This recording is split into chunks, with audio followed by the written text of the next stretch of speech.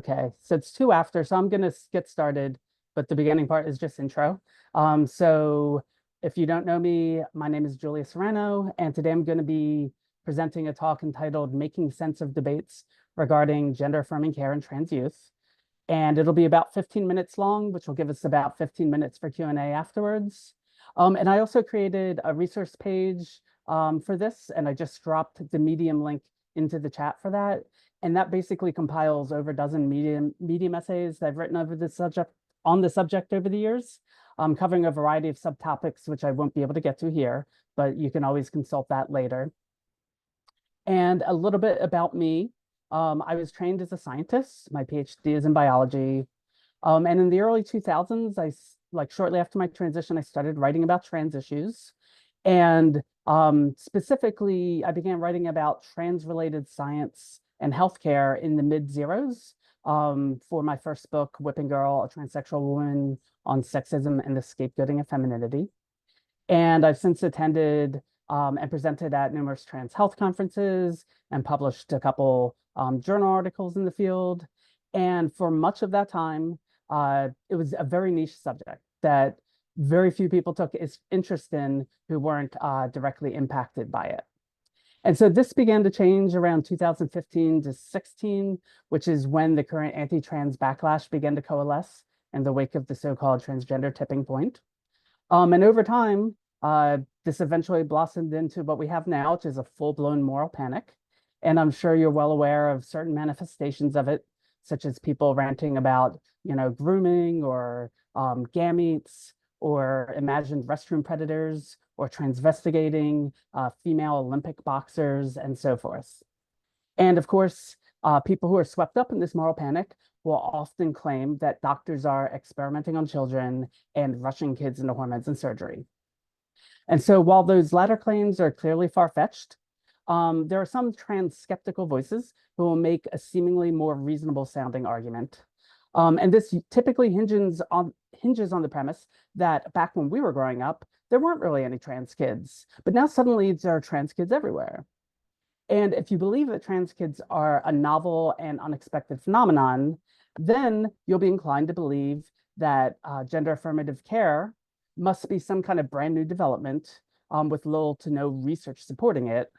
And perhaps it's even responsible for creating all these newly minted trans children.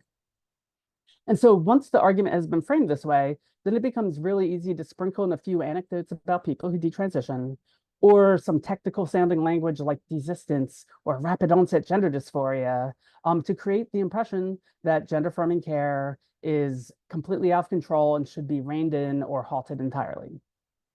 So while I may not be able to reach the conspiracy theorists who insist that doctors are intentionally transing kids as part of some nefarious plot, I do believe that I can speak to the people for whom this latter, more reasonable sounding argument resonates with. And I'm going to do that today in 7 basic points. So point 1 is the fact that people who we in the here and now call transgender are a pan-cultural and trans-historical phenomenon. We're not the products of pathology, modernity, or the latest conspiracy theory. We arise as a part of natural variation and human diversity. And we inexplicably spring up in families and communities, regardless of whether they accept, disaffirm, or demonize us. Okay, so point 2 is that trans kids have also always existed. If you talk to most of trans adults, they will tell you about how they first realized that they are or should be another gender back when they were a child or during adolescence. In my case, I was about 11 when I kind of came to that understanding, and I kept it to myself because I didn't have the language to express it, and I was afraid of how people in my life would react to it. Other children who were my age did basically come out to their parents and said that they should be the other gender, but their parents largely ignored them or disaffirmed them.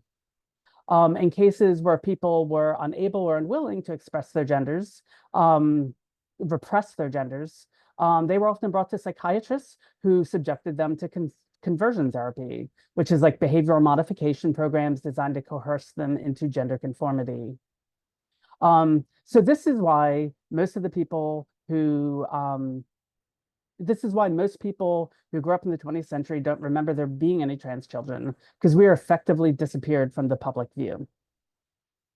So while anti-trans activists have invented and promoted the idea that kids today are being turned trans due to social contagion, it is generally understood in the field that the apparent increases in the number of trans kids today is likely due to a combination of greater trans awareness and a reduction in anti-trans stigma in the culture at large, thus enabling these kids to come out and be accepted by their parents and peers in contrast to previous decades. Many of us have made the analogy with the rise in left-handedness in Western countries over the course of the 20th century. It went from being about 2% to plateauing at 13%.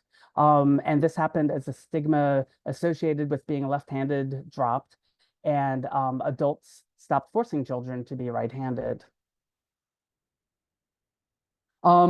In one of the essays on my resource page, I do math to this, which is basically when I was in junior high and high school, the average class size that we had was about 500 students. Your mileage may vary. And current surveys of trans adults show that about 0.7% identify as trans. And so if we extend that to children, then you might expect for a typical 4-year middle school or high school full of 2,000 kids, that there should be somewhere in the ballpark of 14 potential trans students. Now, my intention here is not to say that each and every school should have precisely 14 trans kids.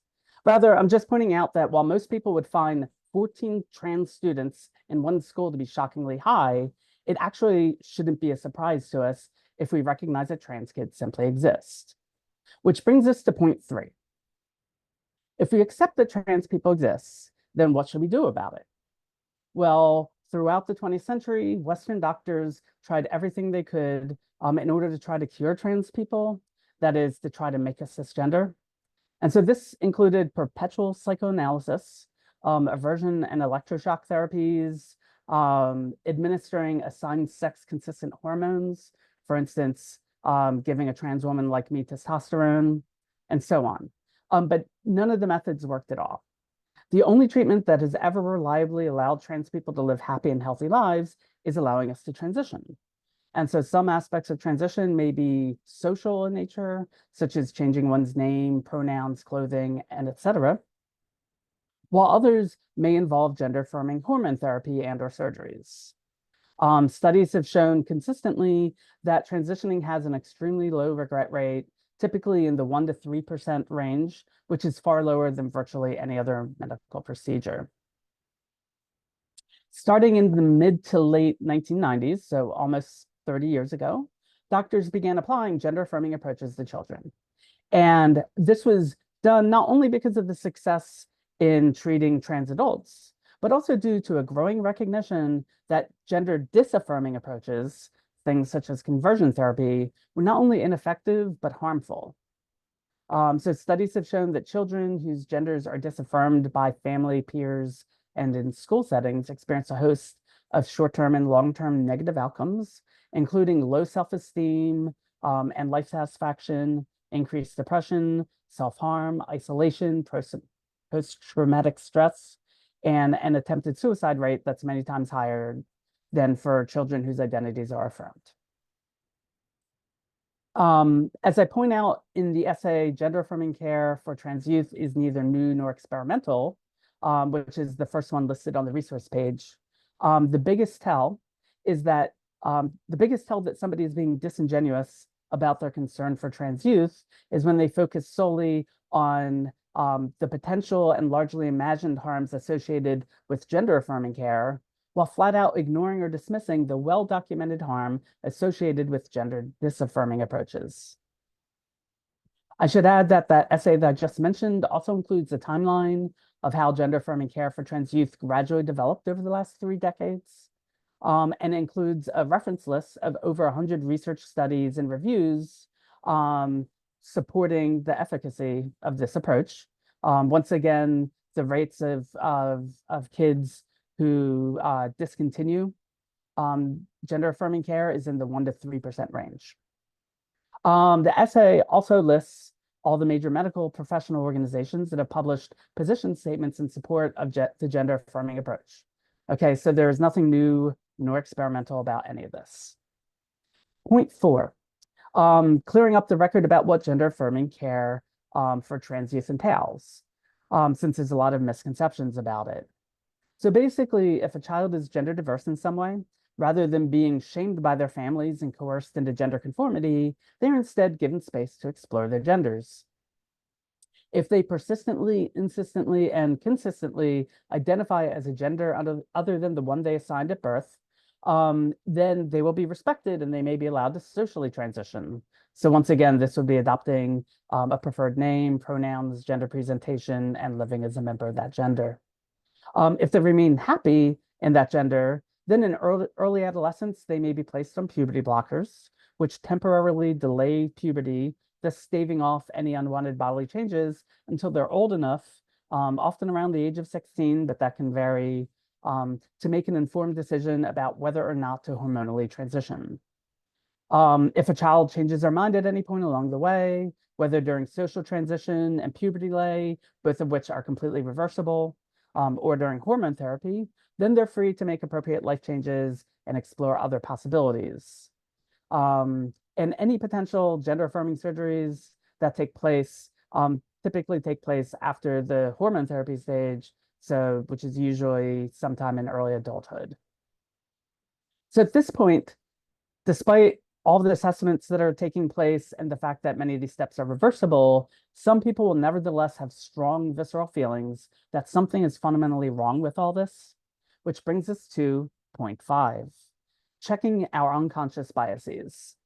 And I think the best term to kind of think about this is cisnormativity. So this is a widely held assumption that cisgender bodies, identities, and expressions are natural, normal, and healthy, while their transgender counterparts are abnormal, artificial, inferior, defective, and/or corrupted. This is why most people find it difficult to relate the trans accounts of the gender dysphoria we experience pre-transition and how much happier and healthier we are post-transition, as it runs counter to their own assessments of us. Part of the problem here, I think, has to do with gender identity, which is something that all of us have. And I discussed this at length in chapter 5 of Whooping Girl and in a recent YouTube video that I put up called Trans People and Biological Sex, What the Science Says. So basically, since most cisgender people have a strong sense that they should be female or male, the idea of someone changing their sex is anathema to them. But when considering trans people, what they really should do is flip that script and imagine how they would feel if they were forced to inhabit a body that betrayed their sense of self. So here's an anecdote that I often share with regards to this. Consider a cisgender girl who's always been happy with her assigned gender. Then suddenly, at the age of 9 or 10, as she's entering puberty, her body shows signs of masculinization. And doctors confirm that this is due to her body producing testosterone. And for the record, this is not a hypothetical situation for some intersex children. If this child was horrified about these potential unwanted changes and asked for hormonal intervention, which the doctor confirmed would be safe and effective, would you respect her decision and allow her to proceed with it? Or would you dismiss her wishes on account of a lack of maturity and insist that she just should deal with the testosterone until she's 18 and capable of making an adult decision? If this scenario concerns you, but the idea of trans children being forced to experience unwanted puberties does not, then you clearly view cis bodies and lives over trans ones. Which brings us to point 6. Once we recognize these unconscious biases, then it becomes clear that the aforementioned reasonable sounding trans skeptical voices, making that initial argument that I discussed, that they are almost always driven by cisnormative biases. And this is patently obvious from the one-sidedness of their arguments. So for instance, they will express concern about puberty delay, hormone therapy, and gender-affirming surgeries in the case of trans youth, but not when similar procedures are carried out on intersex youth, children who experience precocious puberty, or cis male teens who experience gynecomastia, which is breast development. They will raise concerns about irreversibility with regards to trans youth who receive gender-affirming hormones, but not when trans youth are subjected to unwanted endogenous puberties, which are just as irreversible. And they will relentlessly dissect and highlight flaws in any study that finds gender-affirming care to be efficacious, but then tout far less methodologically sound studies, such as the Littman paper, that suggest that gender-affirmative model may be suspect.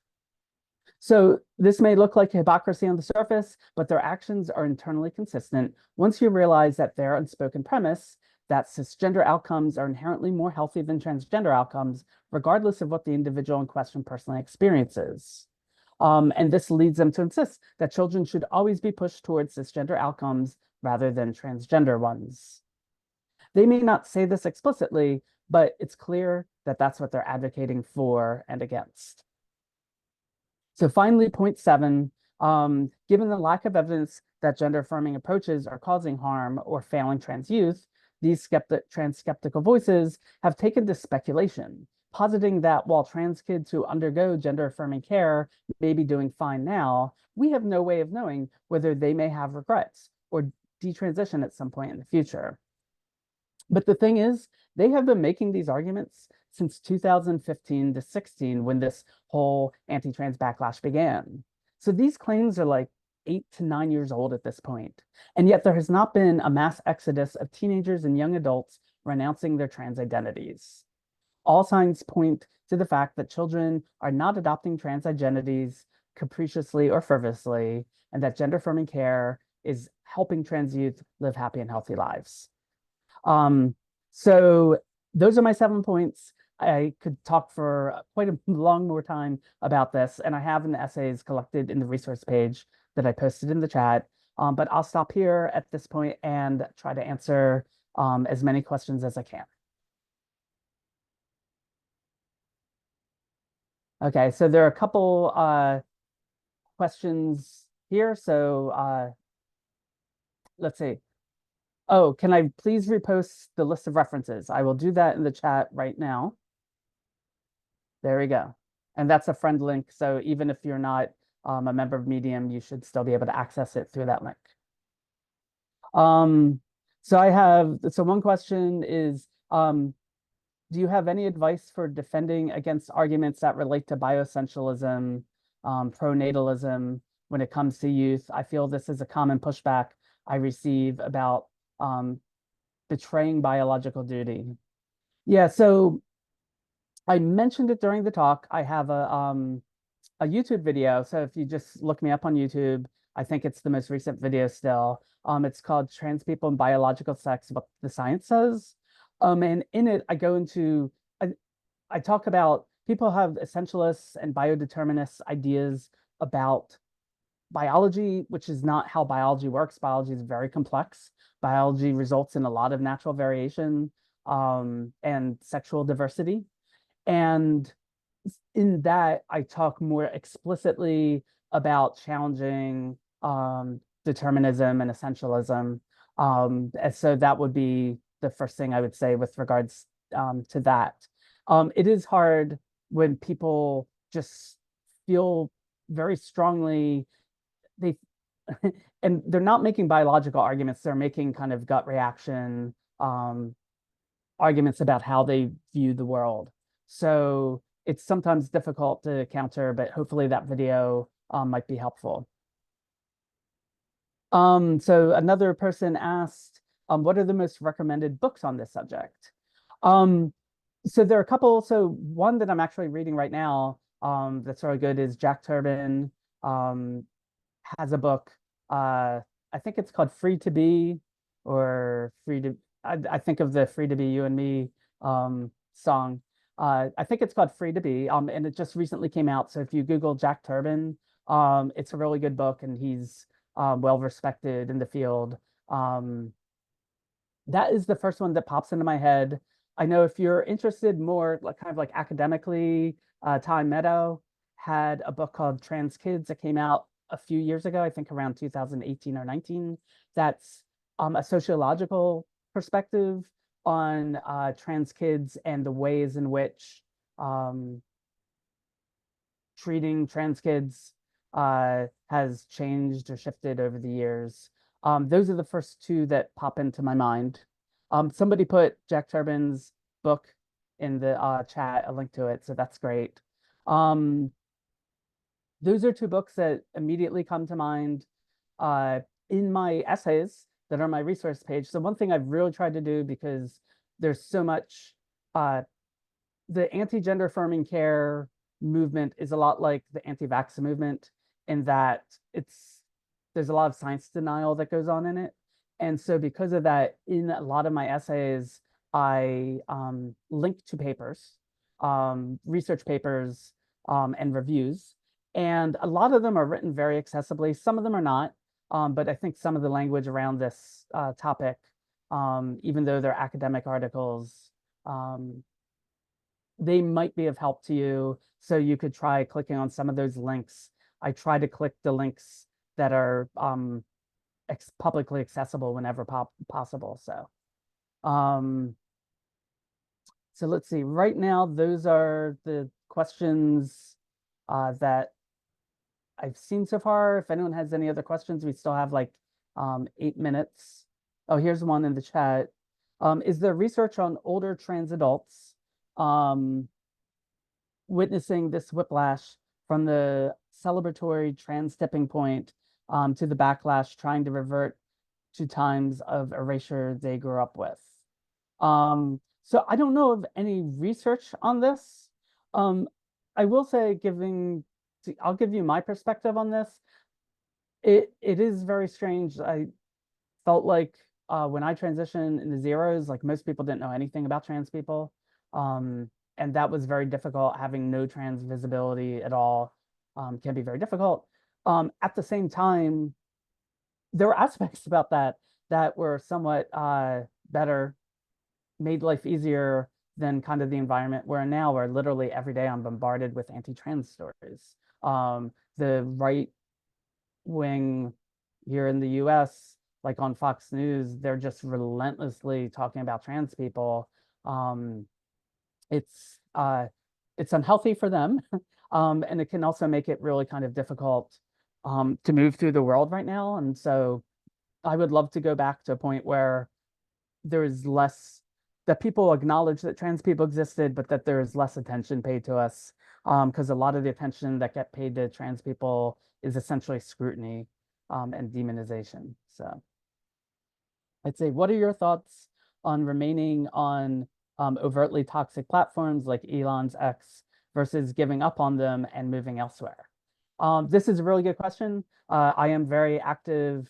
I should mention for social media, if you want to follow me, I'm on a lot of platforms, usually at Julia Serano. And I'm on Twitter or X probably the most, just because that was the one I've always used the most. It has historically been the best one to share writings, although that's getting a little more difficult now that the algorithm has changed. Um, and yeah, it can be a lot to be on that environment. The thing that I recommend the most is promiscuously blocking people, anyone and everyone I see who makes overtly anti-trans comments, I just block them. Um, I am willing to engage people if they seem like the type of people I was trying to engage in this talk, if they seem like um, they're open to hearing other points of views, or that they're not coming from an ideological position, but they just have feelings about gender affirming care. If I can reach people, I'll try to do that. And so I think that those platforms can be good in those ways. But I completely understand people who want nothing to do with that. I would rather take part in social media where they can kind of be in like-minded groups of people who can create a more supportive community. So let's see. I think there's another question here. I should say there's 4 minutes before we end. I'll try to answer this quickly, but then I'll bring the session to an end so that you can move on to the next talk if you're going to another talk. Oh, what do I think about Elon repealing Twitter's ban on dead naming? Yeah, so he, there's a recent Washington Post article about him and his trans daughter, and how a lot of kind of his reactionary responses seem to be driven by having really transphobic feelings about his daughter transitioning.